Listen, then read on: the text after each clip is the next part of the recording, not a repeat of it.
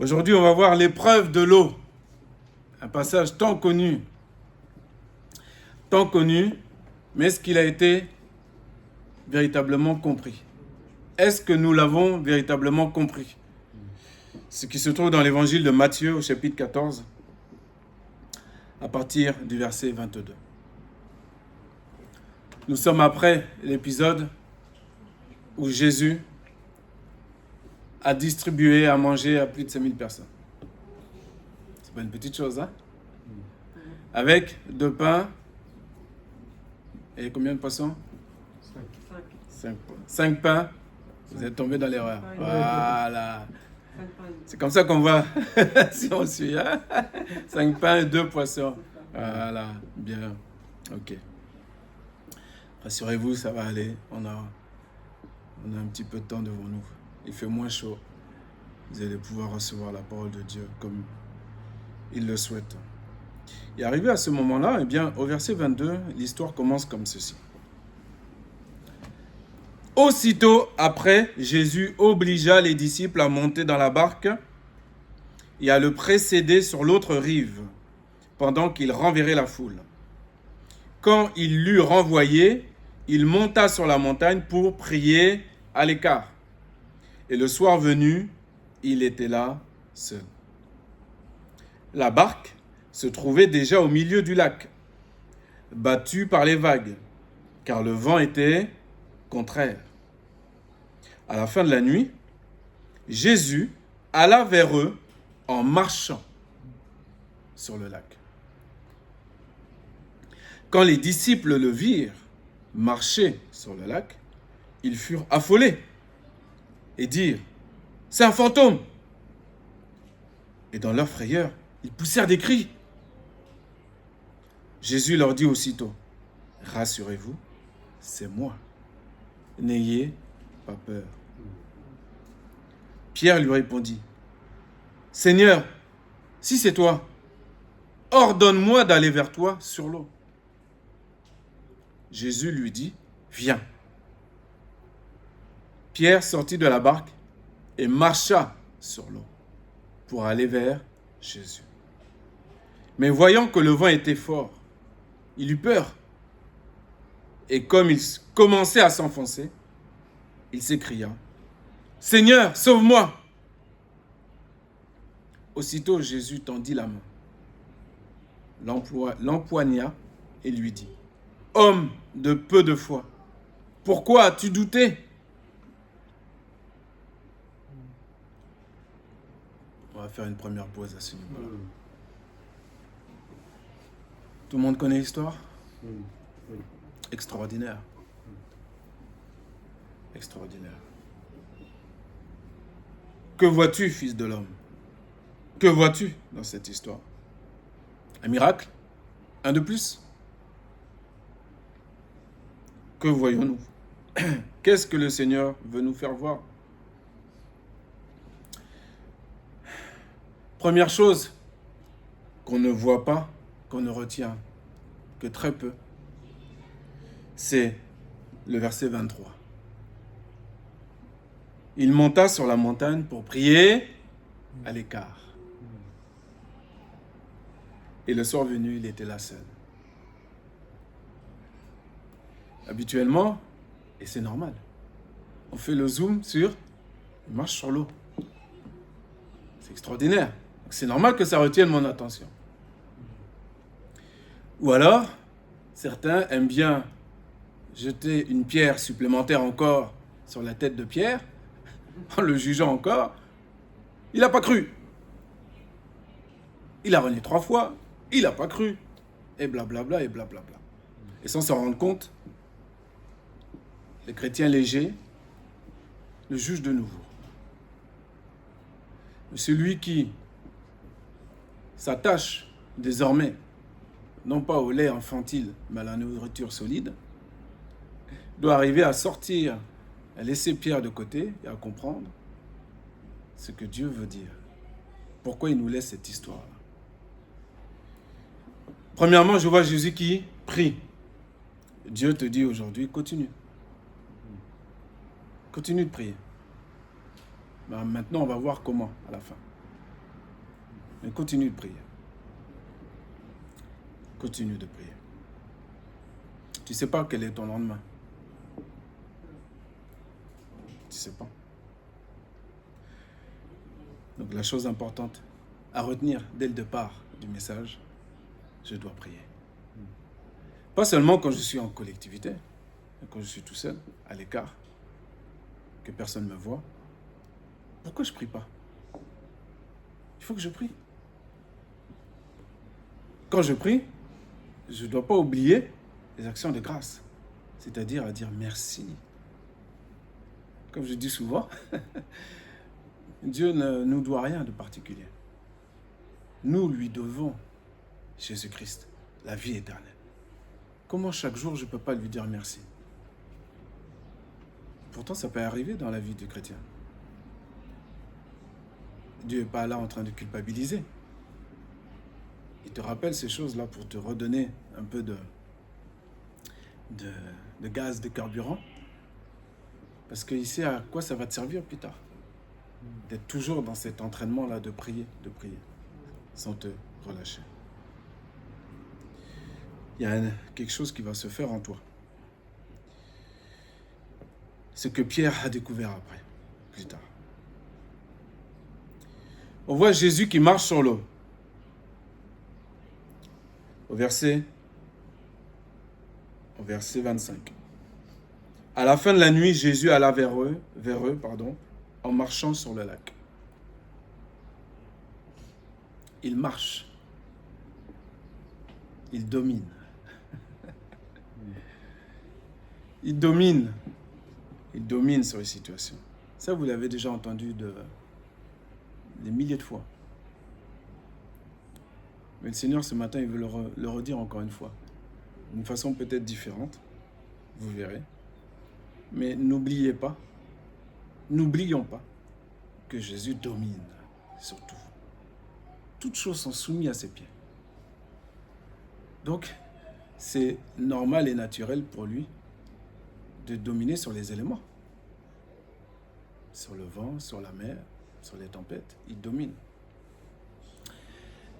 Nous participons à sa nature divine, dit la parole de Dieu. Nous sommes le corps, lui est la tête.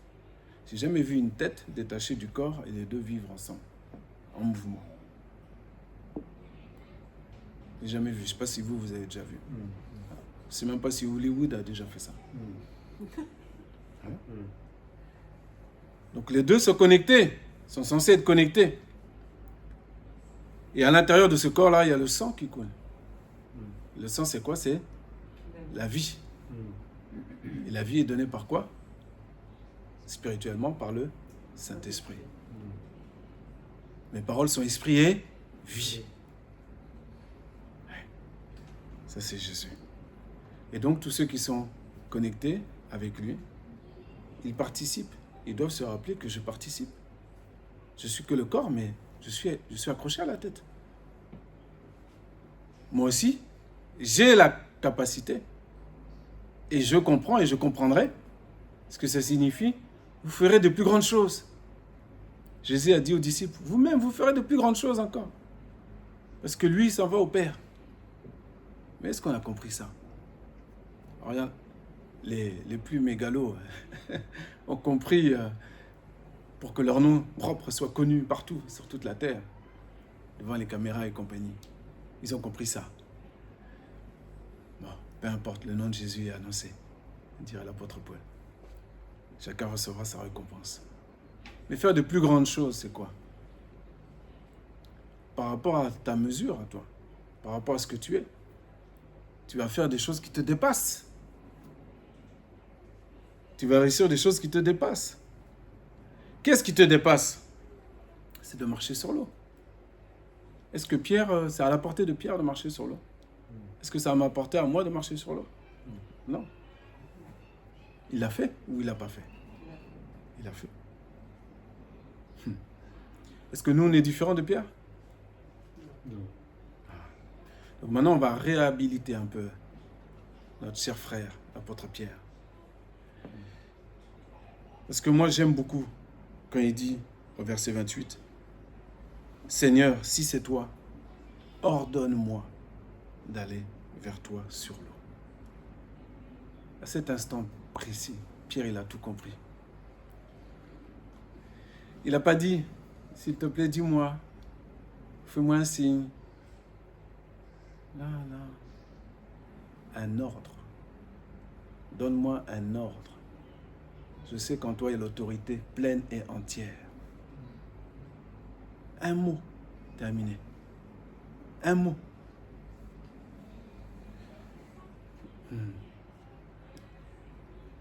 Et ça amène la paix.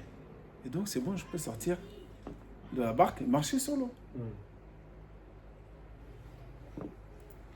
En général, on ne retient pas ça. On retient qu'il a douté à un moment donné. Le vent était fort et tout ça. Et puis, on va prêcher pendant 1h30 dessus. Oui, il faut parler du doute. Oui, le doute est l'ennemi. Oui, le doute, c'est Amalek. Mais Amalek, c'est le seul dont Dieu a dit qu'il y aura inimitié entre lui et Amalek jusqu'à perpétuité. Amalek, ce n'est pas une personne, puis quand Dieu a de la haine envers une personne, quand Dieu nous parle d'Amalek dans la parole de Dieu, je vous ai déjà dit, il parle du doute. La traduction, la racine, c'est le doute. Ça fait que le doute. Et donc, il te dit quoi? Toi aussi. Que tu le veuilles ou non, il y a un moment, tu auras des doutes. Et tu devras batailler. Tu ne devras pas te laisser aller. Tu devras batailler pour garder ta foi. Sinon, l'apôtre Paul ne t'aurait pas dit dans Ephésiens 6 de prendre toute l'armure complète de Dieu. C'est pas juste... et on encourage nos futurs frères et sœurs baptisés qui vont prendre le baptême bientôt, par la grâce de Dieu. Eh bien, c'est pas juste effectivement se baptiser. Ils vont découvrir que il y a une bataille. Mais ils vont aussi découvrir que s'ils restent par la foi dans cette victoire-là, ils vont comprendre que c'est l'Éternel en fait qui combat pour eux. Et nous aussi, on doit se rappeler que c'est l'Éternel qui combat pour nous. Donc qu'est-ce que ça fait? Ben, ça fait que j'ai du calme, que je suis tranquille. Et que si mon Dieu m'ordonne une chose, si mon Dieu parle de telle ou telle manière, je suis tranquille. Je suis tranquille. Je ne sais pas quand est-ce que ça va arriver, mais les situations tout autour de moi, ça va se calmer. Tout va se mettre bien en place. La notion de Pierre que j'aime beaucoup, c'est quand il dit « ordonne »,« ordonne-moi ». C'est-à-dire il y a un positionnement. Il est très humble. On dira oui, il est impulsif, il a coupé l'oreille, là il doute, là il a renié 3 fois, je le rappelle encore, puisque beaucoup aiment malheureusement le dévaloriser à ce point-là. Ils ne comprennent pas qu'en fait il a été créé pour nous. Tout ce qui est dans la parole de Dieu, ce sont des exemples pour nous, pour notre vie au présent.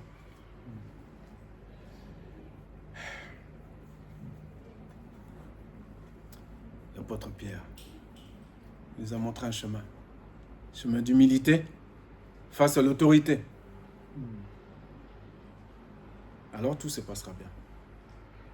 Chemin d'acceptation de la souveraineté de Dieu. Si tu décides que tout se passe bien demain, alléluia. Si tu décides que tout se passe bien dans 1 an, alléluia. Je suis soumis à toi. Ordonne seulement. Tout ce que je veux, mon Dieu, c'est que tu ordonnes, que tu parles, que tu me fasses comprendre que tu as vraiment ta main sur la situation. Et comment Jésus lui a fait comprendre à Pierre? Comment il l'a encouragé? Il ne lui a pas dit de jeûner 40 jours, 40 nuits, il ne lui a pas dit de faire toutes sortes de choses. Il lui a dit un mot. Nous, on parle beaucoup, les êtres humains. Dieu ne gaspille pas sa salive. Il ne la gaspille pas. Il a dit un mot. Il a dit quoi? Viens. C'est tout ce qu'il te dit. Viens. Viens. Ah oui, il a douté. Je ne peux pas éluder ça. Je ne peux pas passer par-dessus ça. Certes. Mais vous allez voir maintenant la perspective, pour finir, la perspective que Dieu donne à ce passage pour aujourd'hui. Au verset 31, une fois que Pierre s'enfonce et qu'il a crié au Seigneur pour lui demander d'être sauvé. Verset 31, c'est marqué « Aussitôt Jésus tendit la main, l'empoigna et lui dit « Homme de peu de foi, pourquoi as-tu douté ?» Le zoom que je veux faire là, c'est pas sur la définition qui est faite en un instant de l'apôtre Pierre. C'est un homme de peu de foi. C'est pour ça que... vous savez, il y en a qui ont fait des livres hein, sur le caractère de Pierre, caractère de Paul. Les gens sont d'une légèreté. C'est extraordinaire. Ils se lèvent un matin et puis... Pourtant, l'Ecclésiaste a déjà tout dit. Hein? C'est une fatigue pour le corps, une fatigue le corps. À force d'études, il y a assez de livres, à force de faire des livres, tout ça là. Il faut arrêter.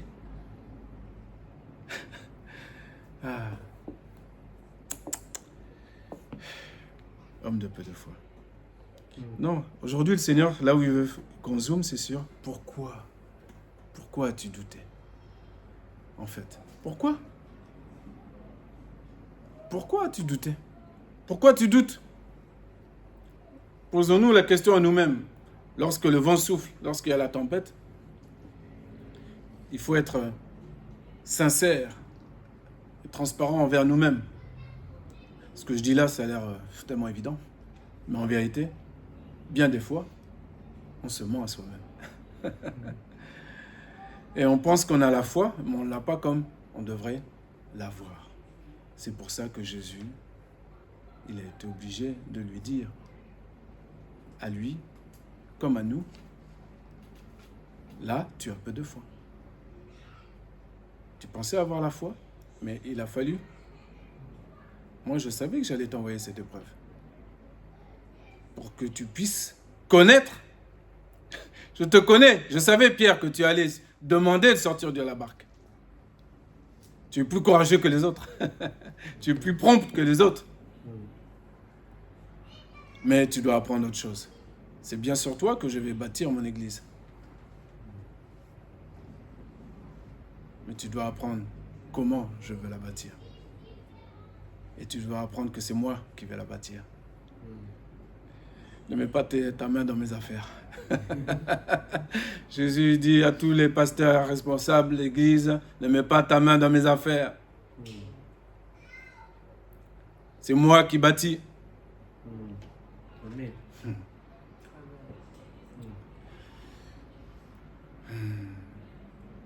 Je ressens l'autorité de Christ quand je vous parle.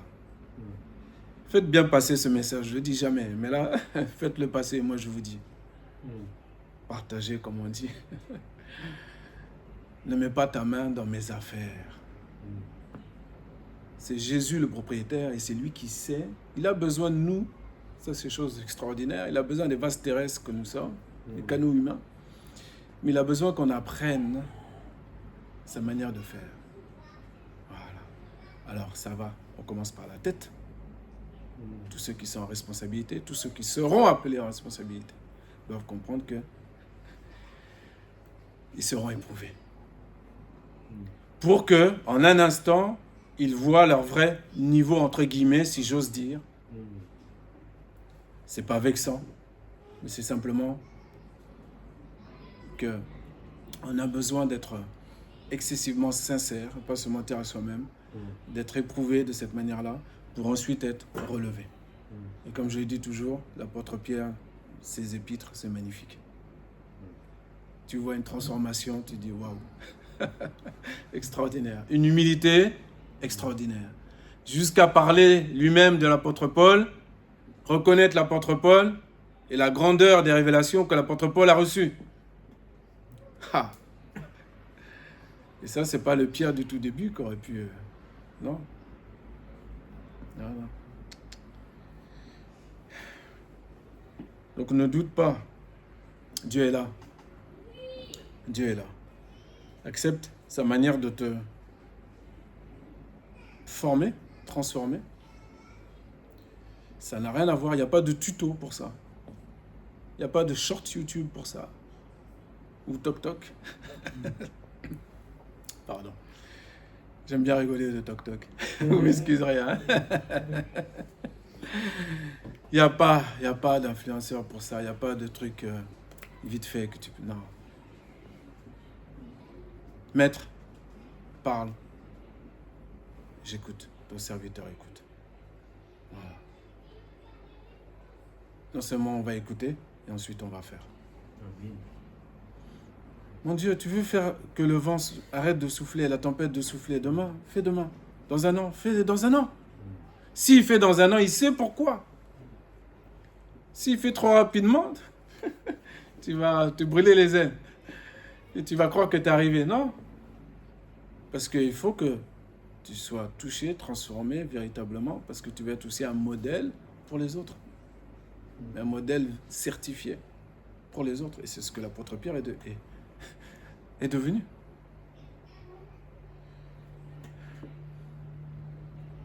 Alors pourquoi je doute? Pourquoi je n'arrive pas à enlever le doute? Effectivement, peut-être que je n'ai pas toute l'armure complète du Dieu vivant. Et aussi peut-être que j'ai peu de foi, tout simplement. Alors, si j'ai peu de foi, je vais me vexer? Si Dieu me dit que finalement j'ai peu de foi, est-ce que je vais me vexer? Non. Je vais dire au Seigneur, viens au secours de mon incrédulité. Mais si je suis orgueilleux, si je suis orgueilleuse, le Seigneur ne bouge pas. Il résiste aux orgueilleux. Il fait grâce aux humbles.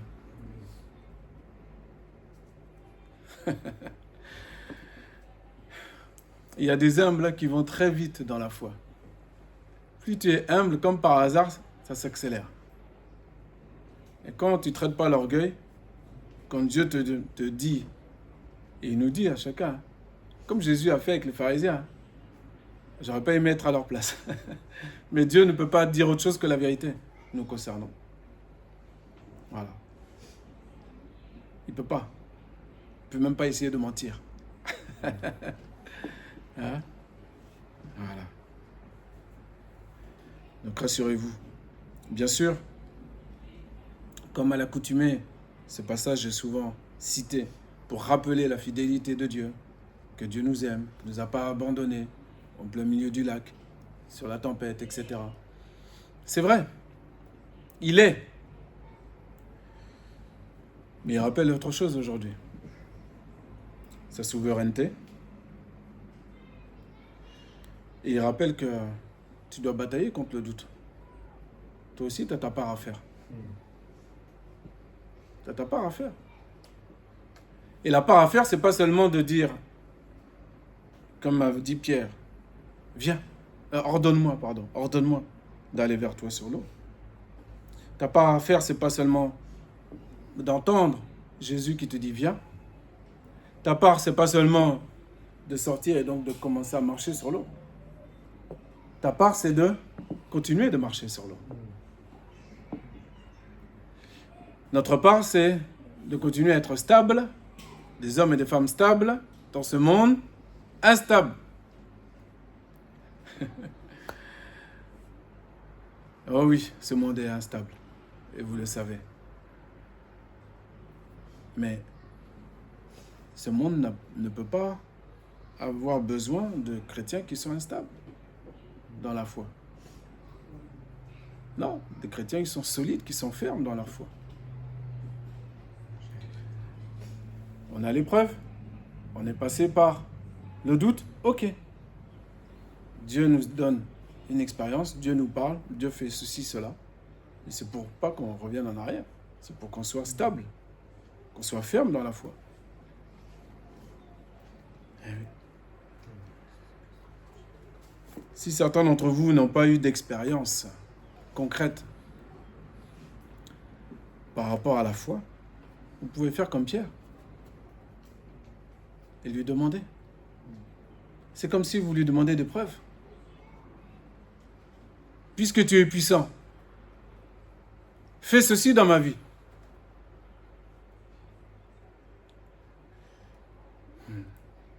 C'est pas commander Dieu. Ne vous inquiétez pas. Dieu, il regarde au fond du cœur. Ceux qui prient de manière tordue, ne vous inquiétez pas, ils ne vont rien recevoir. Mais Dieu aime être aussi éprouvé pour montrer sa puissance, sa grandeur, son amour envers toi. Une fois que tu as prié, sois ferme, sois stable. Si Dieu répond le lendemain, gloire à Dieu. Le Dieu qui répond un an après, c'est le même Dieu. Amen. Bien sûr, moi je préfère qu'il réponde le lendemain. Ou l'heure d'après. Bien sûr, mais oui, c'est notre nature humaine. Eh oui, jusqu'à quand, Seigneur? Jusqu'à quand? Eh bien, jusqu'à ce que tu te réveilles toi-même, que tu pries. Est-ce que tu te rappelles au tout début du message? Le frère a rappelé que Jésus était sur la montagne à l'écart pour prier. Qu'est-ce que ça veut dire? Il était au calme. Il n'était pas au café. Il s'est posé, il s'est dit, ah bon, enfin, parmi toute son occupation de la journée, il trouve un petit moment pour se poser. Je vais me poser là, en plus je prends un petit café. Et puis il voit qu'il y a de la place, un peu tout seul. Et puis il va, il prie. Ah si Seigneur, oui c'est pas mauvais, il n'y a pas de problème. Et c'est pas ça qu'on te demande. Ça, on donne notre fatigue au Seigneur. On ne donne pas notre meilleur. On ne donne pas notre bonne énergie. Tu donnes ta fatigue. Comme quand tu es à la dernière minute avant de dormir. Oh, merci Seigneur. Vraiment, merci. Voilà, tout bien fait. À demain. Sois béni. Hein? Non. Non. Ça ne marche pas. Il faut se faire violence. Dès le matin. Ah oui. Gloire à Dieu. Dieu est bon. Amen. Il rappelle aujourd'hui de lui faire pleinement confiance. Pleinement. Pas un petit peu. Pleinement. Aucune crainte à avoir. La crainte ne doit pas exister. C'est comme on a parlé ce matin d'un sujet dans la voiture. Et notre sœur Estera, Anka, tu as parlé de... tu as dit la phrase exacte, ça n'existe pas pour nous. En parlant de la superstition. Ça n'existe pas. On n'a pas à avoir peur. Ça n'existe pas. Prions le Seigneur.